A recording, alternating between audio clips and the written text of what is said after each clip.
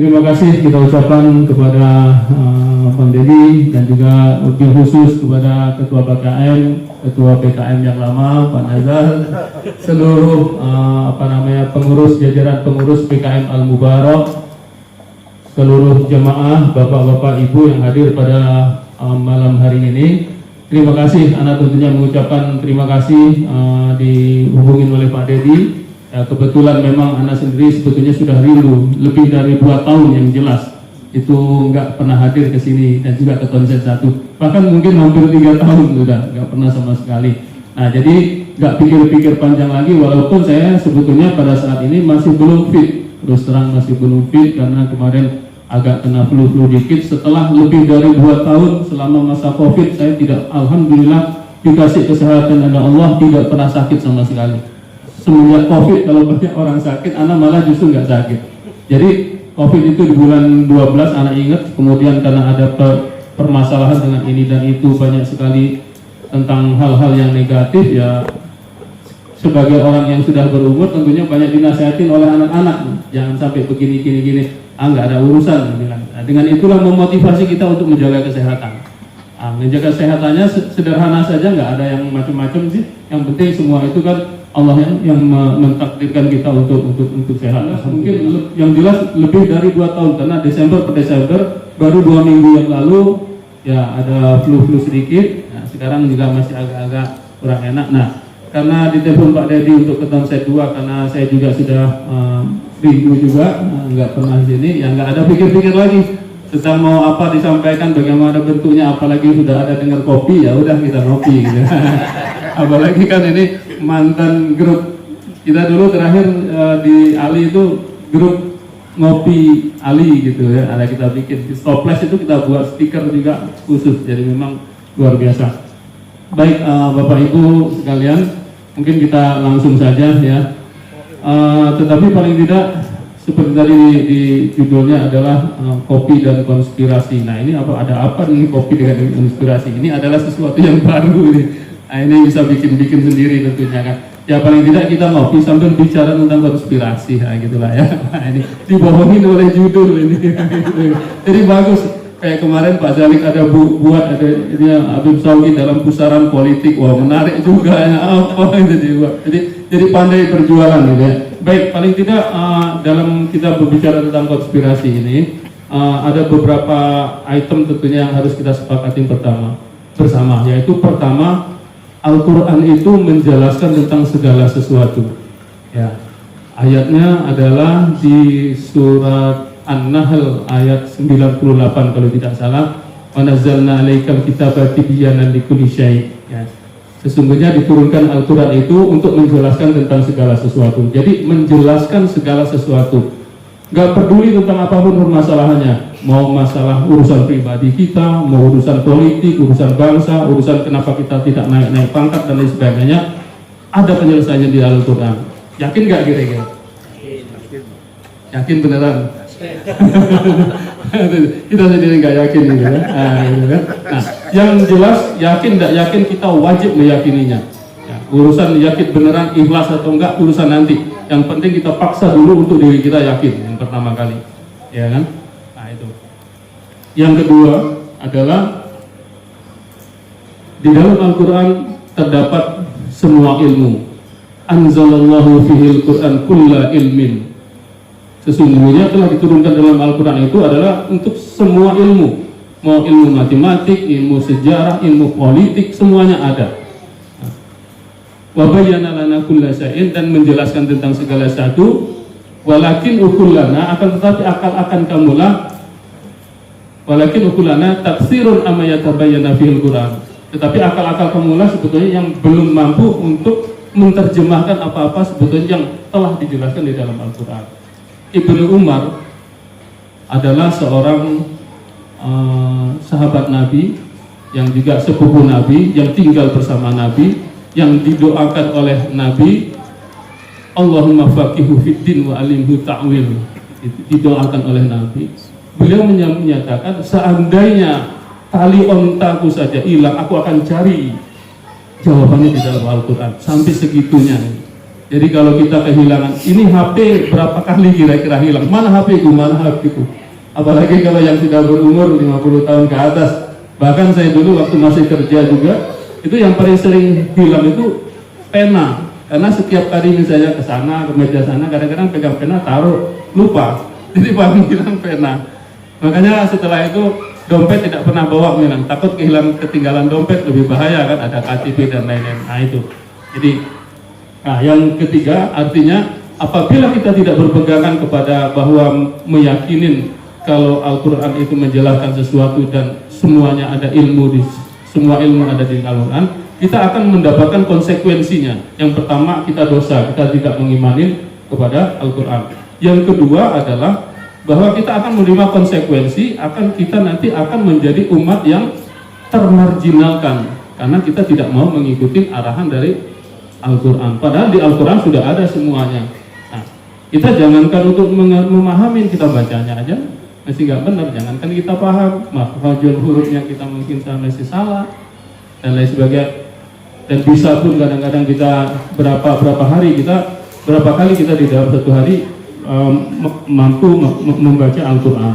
Nah, yang keempat adalah bahwa kita harus yakinin bahwa Al-Quran itu adalah obat untuk segala obat. Wa nunazzilu minal Qur'ani ma huwa shifaa'u wa rahmatan lil mu'minin wa la tazilu dhalimina illa khasara. Kecuali Al-Quran itu tidak bermanfaat dan menjadikan kesia-siaan itu bagi orang-orang yang zalim. Nah, siapa orang-orang zalim? Orang-orang zalim ini kan bukan orang kafir saja, bukan orang Nasrani atau Yahudi atau Majusi. Kita yang ngakunya Islam aja, kalau kita tidak menjalankan perintah, apalagi kita misalnya berbuat keji, artinya zalim ini kan sebetulnya perbuatan keji. Ini juga termasuk adalah orang-orang zalim. Jadi tidak akan memberikan manfaat Al-Quran itu kepada kita. Nah, gitu. Dan yang ketujuh adalah mungkin kita harus sadari bahwa kita hidup di akhir zaman. Nah, hidup di akhir zaman ini adalah penuh dengan fitnah. Mungkin Anda mau mengingatkan satu rujukan yang nantinya sebagai rujukan kita di dalam kita memahami apa yang sedang kita alami sekarang ini. Seperti disebutkan ini tentang kehidupan bernegara seperti ini kita pahamin, kemudian belum lagi di belahan dunia sana, apalagi di dalam sistem perekonomian yang sudah begini. Ini ada apa? Nah, ada apa? Nah, sementara Al-Quran menjelaskan bahwa Al-Quran akan menjelaskan tentang apa yang sedang terjadi ini. Nah, bagaimana kita untuk memahaminya? Nah, dan Al-Quran menjanjikan kepada kita apabila kita menggunakan dia dengan benar, dengan metode yang benar, dengan pemahaman yang benar, bahwa Al-Quran akan menjadikan kepada kita bahwa kita akan mampu mengetahui pada saat orang lain tidak tahu. Jadi luar biasa kan. Nah, jadi perbedaan pandangan kenapa ada di dalam ya pemerintahan dan lain sebagainya, ya mungkin di samping itu adalah bagian daripada fitnah akhir zaman. Sebetulnya ketidakmampuan daripada orang-orang yang karena tidak menggunakan Al-Quran sebagai rujukannya. Nah itu, jadi itu artinya luar biasa. Nah mungkin pertama saya mau mengingatkan tentang satu hadis yang Ana yakin kita semua juga sering mendengar, yaitu hadis tentang Tamim Dari, tentang Al-Jasasa. Ya. Nah, ini mungkin tidak terlalu detail, kita ingatkan saja item-itemnya ya. Nah, jadi Tamim Dari ini adalah seorang Nasrani yang pada saat itu sedang berlayar dengan 30 orang teman-temannya di lautan lepas. Nah ini ada di Sahih Bukhari dan hadis ini panjang sekali. Kalau tidak salah itu ada mungkin 5 atau 6 halaman. Di rumah ada. Jadi kitab Sahih Bukhari yang besar itu 5 atau 6 halaman sampai habisnya panjang. Jadi selama 30 hari terlunta-lunta di tengah lautan, kemudian akhirnya terdampar di suatu pulau. Sampai di suatu pulau itu turunlah dia sambil menunggu. Tamim Dari ini sebetulnya ahli falak ya, yang biasa berlayar menggunakan perbintangan dan lain sebagainya. Harusnya beliau ini tidak akan tersesat ya. Tapi karena takdir dari Allah mungkin dan juga ombaknya terlalu besar, terdapat di suatu pulau yang mana akhirnya di suatu pulau itu dia ditegur oleh seekor binatang yang bernama Al-Jassasa. Dengan kencangnya dia menegur, kemudian terjadilah pertemuan, berkomunikasi bahwa binatang ini bisa berbicara. Nah, kemudian binatang ini karena saking lebat bulunya tidak bisa dibedakan mana kepala dan mana ekornya. Nah, singkat cerita, dibawalah Tamim Dari bersama kawannya ini untuk menemui atasan daripada Al-Jassas ini di suatu tempat di puncak bukit. Bertemulah dia dengan seseorang yang berbadan tegap, berambut ikal, kemudian dalam keadaan dirantai. Kondisi rantainya mungkin seperti ini, antara kaki dan tangannya dirantai. Bertanyalah Tamim Dari ini kepada orang yang dirantai ini, "Kamu siapa?" Dijawablah oleh orang yang dirantai ini, "Sebetulnya kalian tahu siapa saya, cuman saya ingin bertanya kepada kalian, terangkan kepada kami tentang ada 4 item itu ya. Yang pertama adalah kurma kebun kurma di Baisan, kemudian yang kedua tentang Danau Tobaria, kemudian yang ketiga tentang mata air Zuhor, ya. Kemudian yang keempat ditanyakan tentang bagaimana Nabi yang umi, apakah dia sudah dilahirkan. Terus dijawab oleh Tamim Dari, ya, Nabi itu sudah berdakwah dan sudah hijrah dari Mekah dan Madinah. Terus ditanyakan lagi, bagaimana, apakah ada pengikutnya, ada yang mengingkari dan lain sebagainya. Ya, sebagian besar ada yang sebagian besar mengikuti dan yang sebagian adalah mengingkari. Ketahuilah oleh kalian sebetulnya lebih baik dari kalian untuk mengikutinya daripada mengingkarinya. Dan ketahuilah bagi kamu saya adalah Al-Masihu Dajjal. Nah, jadi informasi ini disampaikan oleh Tamim Dari untuk menghadap ke Nabi Muhammad, kemudian diceritakan dan dibenarkan oleh Nabi pada saat itu. Dan seketika itu juga Tamim Dari dengan beserta 30 orang temannya ini tadi masuk Islam. Nah, inilah, jadi artinya kalau kita lihat masalah fitnah Dajjal, memang Dajjal itu sudah Allah ciptakan semenjak Nabi Adam diciptakan, ya. Dalilnya adalah sebagaimana Rasulullah sampaikan bahwa tidak ada fitnah yang lebih besar semenjak Adam diciptakan sampai nanti akhir kiamat kecuali adalah fitnah Dajjal. Nah, cuman pada saat Nabi Adam sampai ke akhir zaman ke Nabi kita Muhammad SAW, pengaruh daripada Dajjal ini artinya masih diikat, karena memang secara fisik Dajjal itu masih diikat. Terbukti pada saat Rasulullah masih di Madinah, dengan hadis yang disampaikan oleh yang melalui dari Tamim Dari tadi, bahwa secara fisik bahwa Dajjal memang diikat. Nah, itu juga mengimplementasikan kepada kita bahwa pengaruh fitnah sebelum Rasulullah dengan setelah Rasulullah berbeda. Karena setelah itu Dajjal itu menyampaikan bahwa tidak lama lagi saya akan dilepaskan. Nah, gitu. Nah, itu. Dan kalau kita lihat juga hadis Rasulullah yang lain adalah bahwa Dajjal ini hidup selama 40 hari.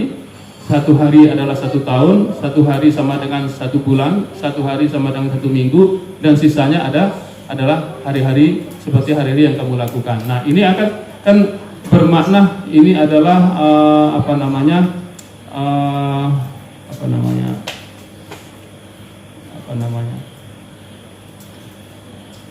dimensi waktu, ya, artinya gini. Jadi kalau kita lihat di surat Al-Hajj ayat 51 itu disebutkan wa yauma inda rabbika ka alfi sanatin mimma ta'udun.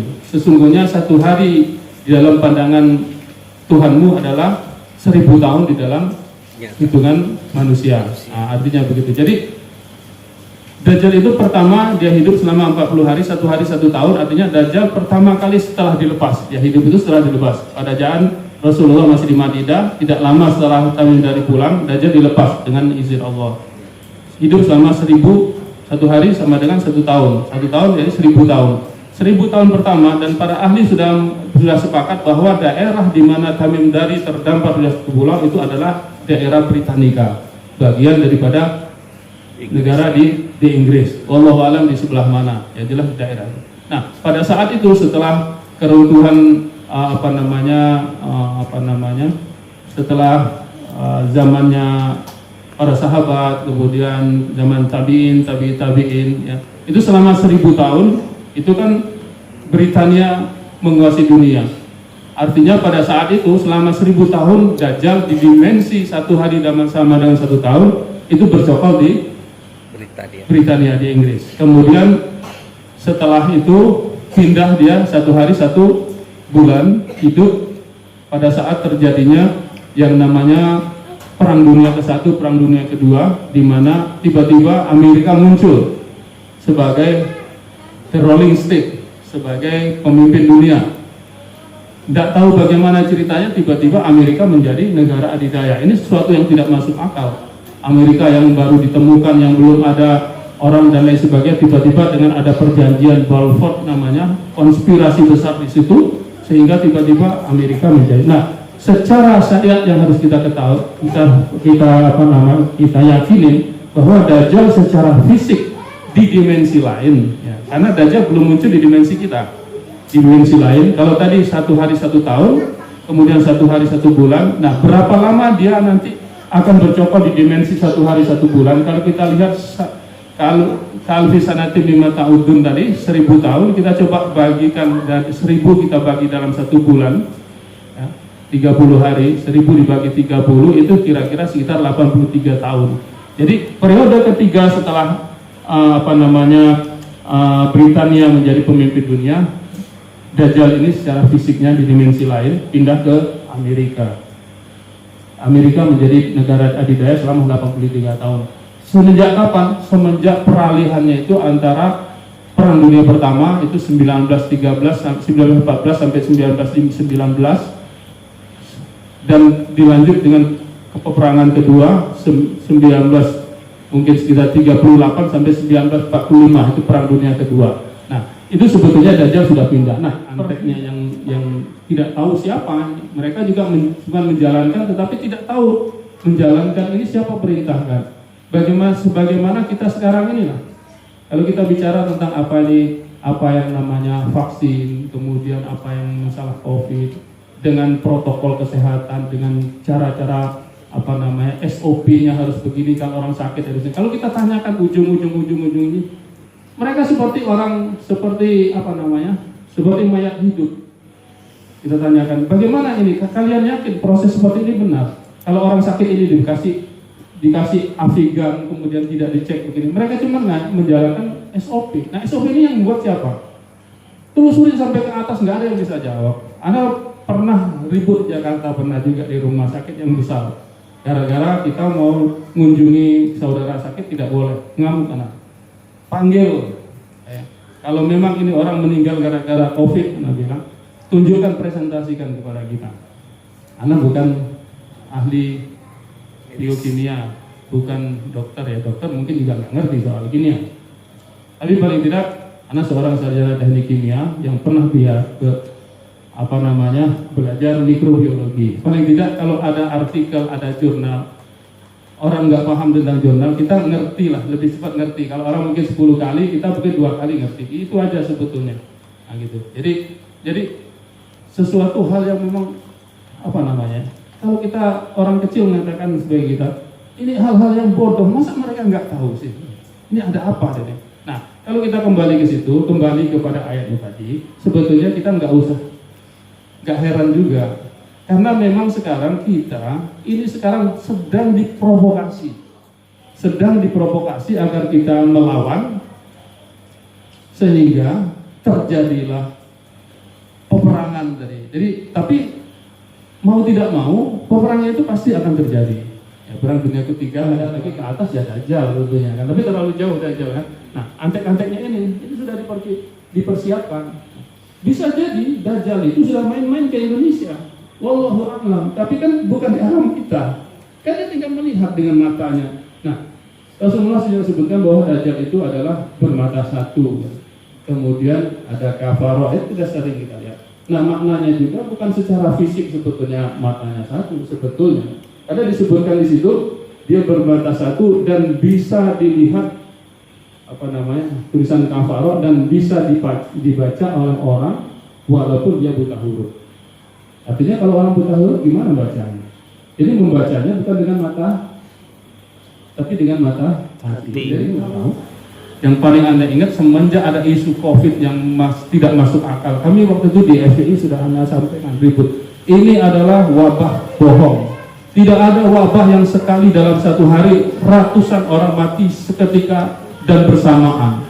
Kecuali itu adalah senjata biologi. Jadi ada sesuatu yang di udara ini, yang sesuatu yang konsentrasi tinggi menyebabkan orang meninggal pada saat itu. Pada zaman Rasulullah terjadi juga wabah taun. Pada zaman Umar bin Khattab juga terjadi. Tapi tidak seperti itu modal matinya. Nah, jadi dan ini bukan kita merasa bahwa kita lebih pintar, lebih tahu dari mereka, enggak. Tapi kenapa mereka tidak mampu memahami ini dengan mata batin? Itu saja sebetulnya. Nah, kalau kita kembalikan lagi, ini balik lagi fitnah. Nah, itu kan. Jadi Rabbana atina fid dunianya itu balik lagi ke situ. Nah, tapi kita sebagai manusia tidak boleh juga seperti itu. Nah, tetapi apa jadi yang penting bagi kita?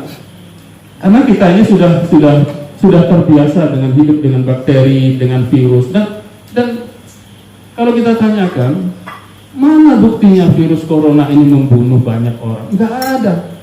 Kita sudah pernah mendengar kan yang disampaikan oleh Dr. Louis kita semua. Nah, itu yang hak. Itu yang hak. Walaupun bukan disampaikan oleh orang Muslim, dia berani menyampaikan yang sebenarnya, bahwa matinya orang itu, meninggalnya orang itu karena komplikasi obat. Dan saya mengalami sendiri dengan keluarga, karena pada saat kita masuk ke rumah sakit itu, belum lagi dengan banyaknya pasien dan lain sebagainya, penanganannya itu tidak sentralisasi. Misalnya kalau ada orang punya sakit paru-paru, ditangani oleh paru-paru, nanti sakit yang lain ditangani oleh lain, antara dokter ini tidak ada komunikasi. Obat ini berlawanan, dan itu yang benar. Makanya orang masuk rumah sakit tidak lama lagi. Padahal kuncinya untuk sehat tadi, ini Allah sudah berikan bermacam-macam kekuatan di dalam tubuh kita ini tadi. Ya, artinya bukan kita tidak mengikuti sunatullahnya. Sakit silahkan kita untuk berobat. Baik Pak Adit, mungkin saya sedikit aja mau saya tanyakan terkait apa hukumnya injeksi COVID untuk umat muslim. Karena semuanya punya kepentingan. Nah, kita coba melihat dari sisi syariat tentunya kan. Nah, vaksin itu sendiri dibuat, ya. Ini kan sebetulnya ramai ada di internet, ada bisa kita baca. Ya. Vaksin itu dibuat, dibiarkan itu dengan sesuatu, dengan sel, dengan DNA yang namanya, yang sesuai, yang mendekati dengan DNA kita manusia. Nah, makhluk apakah itu? Yang pertama adalah babi, yang kedua adalah kera. Ya. Bisa juga mungkin usus hewan, banteng itu. Nah, artinya harus dibiarkan ke situ karena apa? Untuk mendekatin hasilnya. Nggak ada yang dibuat dengan misalnya dibuat vaksin itu dibiarkan dengan daging sapi, misalnya. Nggak ada, karena hasilnya pasti salah gitu, kan? Nah, cuman para ahli, kemudian para para ustadz ya ada yang menganggap bahwa itu diperbolehkan karena dengan prosesnya ini sudah hilang gitu ya, unsur-unsur ini. Tapi sebagian berpendapat bahwa itu tidak bisa hilang karena dibuat dengan cara itu. Nah, kenapa kita harus? Nah, kemudian sebagian lagi menyebutkan itu memperbolehkan karena unsur kedaruratannya. Nah, sekarang tentunya kalau darurat, oke. Nah, apakah tapi dengan itu kondisi sekarang ini sudah darurat? Nah, kalau kita darurat, bangkai pun boleh kita makan. Daging manusia boleh kita makan kalau darurat. Tetapi sebetulnya Allah lagi katakan semua penyakit ada obatnya, dan Al-Quran adalah wa nunazzilu minal Qur'ani ma huwa shifaa'u wa rahmatul lil mu'minin. Nah, untuk orang beriman Al-Quran itu obat. Cuman karena kita tadi tidak percaya, kita bacakan ayat Bismillahirrahmanirrahim dengan ayat-ayat ruqyah, minum dengan keyakinan tentunya. Makanya Anda sebutkan tadi, kenapa kita misalnya bisa sampai sekian tahun misalnya tidak sehat, tidak kena sakit dan lain sebagainya kan? Dengan keyakinan-keyakinan ditambah motivasi untuk melawan tadi itu kan. Nah, gitu.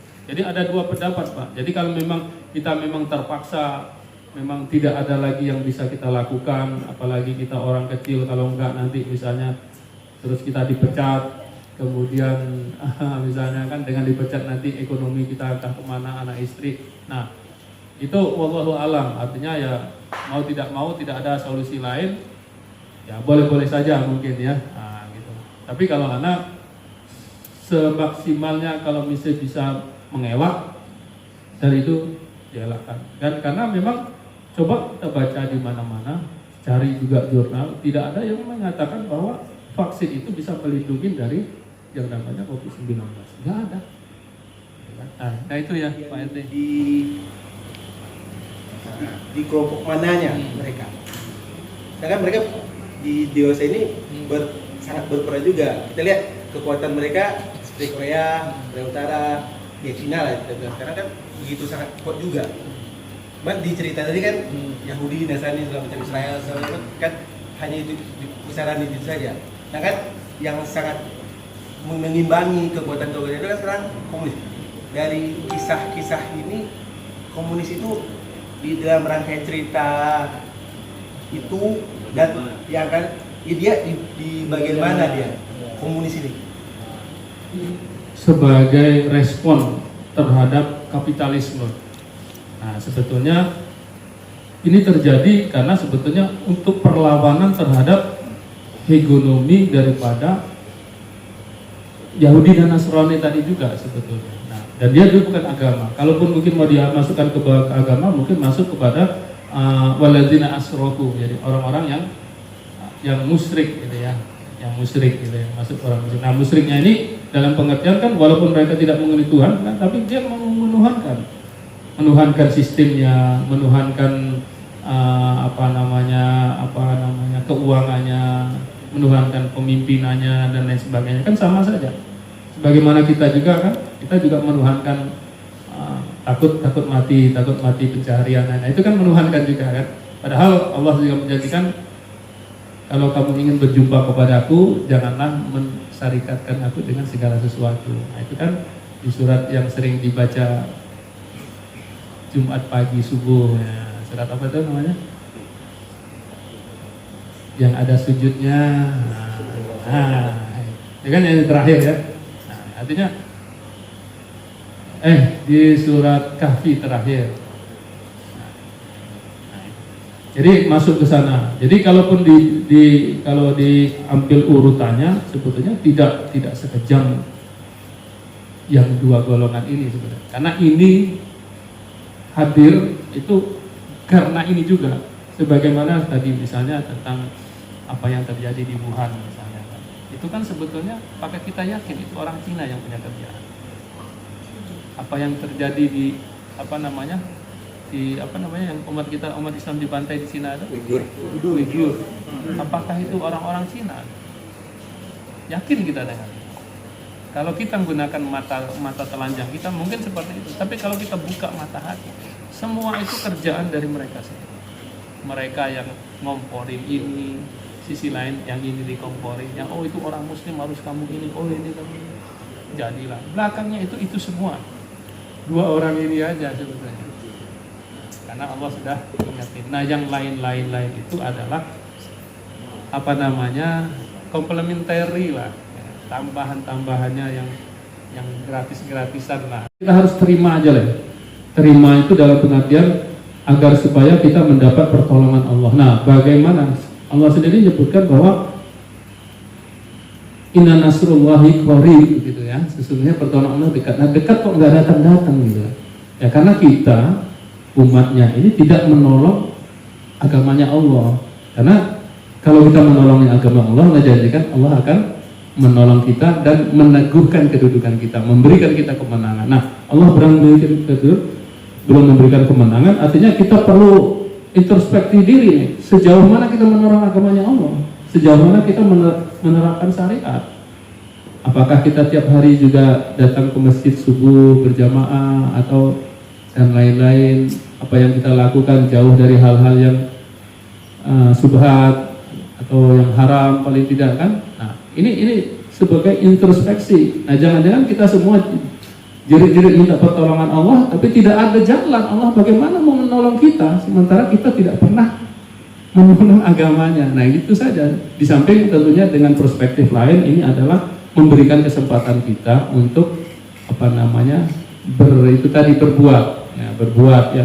Lakukan apa yang bisa kita lakukan untuk berkumpul misalnya dengan seperti ini, atau berjuang membuat tulisan yang baik-baik, atau apapun itu yang kita bisa dakwahkan, karena memang zaman ini mirip dengan zaman Rasulullah masih di Mekah, belum terjadinya hijrah, belum Fathul Mekah belum terjadi. Nah, pada saat itu kita adalah umat yang termarginalkan gitu. Kita mau bergerak ini dilarang, ini diawasi. Nah, sama apa yang dilakukan oleh Rasulullah adalah pada saat itu dakwah, memperbaiki keimanan dan memperbaiki kalau istilah kawan kita sebelah, memperbaiki tauhid kita, jangan sampai menduakan dengan yang lain, dan banyak-banyak beramal apa yang kita bisa lakukan, berdakwah apapun dakwahnya, bisa melalui warung kopi kita lakukan. Akan menjadi pemimpin dunia juga ini. Sementara kan kalau saya melihat itu kan di sisi kita, maksudnya ketika kita berada di area sini itu agak jauh rasanya ya. Yang terlihat sekarang di mata Pak Sogi dan teman-teman yang mungkin di FPI yang cukup melihat kondisi pahlawan lah, kita melihat. Karena kami diskusi seperti itu, kita diskusi jauh, sementara dekat kita aja kita nggak bisa kendalikan gitu Pak. Yang bisa kita lakukan sekarang untuk setidaknya untuk di daerah sekitaran kita. Jadi ini mungkin yang perlu kita, ya setidaknya area yang dibawa kendali kita, gitu. Di area yang bisa kita benar-benar kita kontrol area itu. Kira-kira apa yang bisa kita lakukan? Ya, kita sadarin aja sendiri kan, bagaimana kita takut mati dan lain sebagainya. Nah, ini memang unsur lemah, dan ini tapi kan nggak perlu kita kecewakan juga, karena memang ini dan sunatullah yang harus kita jalani. Yang penting adalah badi'u bil a'mal, kata Rasulullah, segerakanlah kalian bil amal. Nah, hal-hal seperti ini kan juga tadi yang menyebabkan pertolongan Allah itu kan juga datang kan sebetulnya ini penyakit ini kan. Nah, yang bisa kita lakukan ya tentunya mulai dari kita sendiri aja dulu. Jadi seperti yang Rasulullah ingatkan, badi'u bil amal fitanan kal fitra'il lailil budrim, kata Rasulullah kan. Segera beramal sebelum datangnya fitnah, ya, banyaknya fitnah bagaikan malam yang gelap gulita. Nah, sehingga malam gulita seperti itu kan, lihat jadi kan luar biasa. Nah, artinya ya apa yang kebaikan yang bisa kita lakukan mulai dari keluarga terus keluar dan lain sebagainya. Nah, kalau kita saat ini adalah, kalau tadi disebutkan banyak yang apatis ya, sebetulnya jangan apatis, karena Allah mengingatkan kita di dalam surat Yusuf itu, wala tayasu mir rauhillah innahu la yayasu mir rauhillahi illa qaumul kafirin. Jadi janganlah kamu berputus asa dengan rahmatnya Allah. Karena kalau kita berputus asa, kita dicap sebagai orang-orang kafir malah. Jadi teruslah kita berjuang, teruslah kita berharap, sambil kita memperbaiki diri kita masing-masing. Teruslah berjuang, menang dan kalah urusan nanti.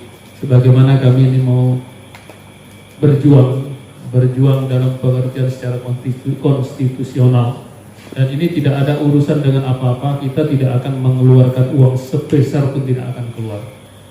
Kalau hitung-hitungan politik itu mustahil. Tapi kita tidak menggunakan hitungan politik. Kita punya rahmat Allah yang akan menolong kita. Tidak akan ada keluar uang dan lain sebagainya. Nah, itu kira-kira. Kita harus tetap punya punya gairah, punya keinginan. Kalau saya saja yang 58 tahun bulan Juli kemarin masih punya keinginan kuat dan tidak berputus asa dan yakin bisa keluar dari sistem yang sudah sebegini gelap gulitanya. Nah, masa iya yang masih di bawah 40 tahun terus kendor. Nah, itu aja. Mungkin itu ya. Kurang lebih mohon maaf. Assalamualaikum warahmatullahi wabarakatuh.